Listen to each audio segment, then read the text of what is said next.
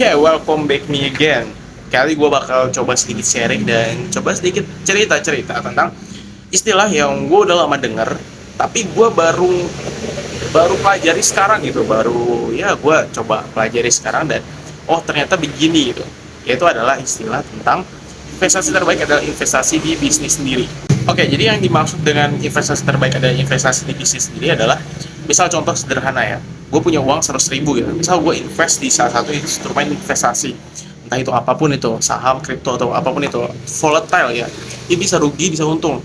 Anggaplah sebulan itu kita untung 10% lah, kita anggap aja gitu, untung 10% dari 100.000, itu kita dapat cuma 10.000 doang gitu.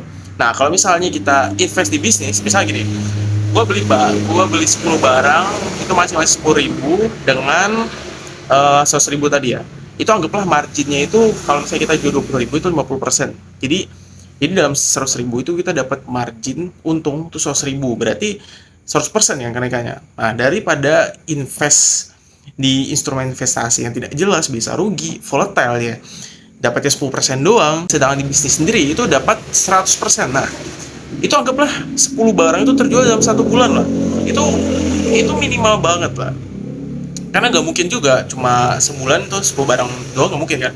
Nah, jadi itu yang dimaksud dengan investasi terbaik adalah investasi di bisnis sendiri. Gue dulu sering jelasin di TikTok kenapa kita jangan investasi dulu, karena ini investasi itu adalah perkalian, jadi lo harus punya capital yang gede gitu. Jadi itu adalah cara orang kaya tambah kaya, bukan orang miskin jadi kaya. Jadi kalau misalnya lo masih miskin sama kayak gue, itu gue kerja, gue bikin bisnis, gue gedein dulu. Kalau gue udah punya capital yang gede, baru gue yang hantam di investasi gitu, perkalian.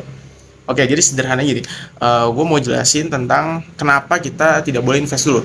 Misal gini, gue punya uang 10 juta, gue invest di salah satu instrumen investasi gitu. Nah, gue invest 10 juta, terus ada invest 10 miliar. Sama-sama return 2%, itu gue dapat 200.000 doang. Sedangkan yang 10 miliar itu dapatnya 200 juta, 2% yang returnnya. Bayang, beda kan? Jadi, jangan invest yang kecil. Jadi, capital yang kecil itu jangan diinvest, kecuali di bisnis sendiri.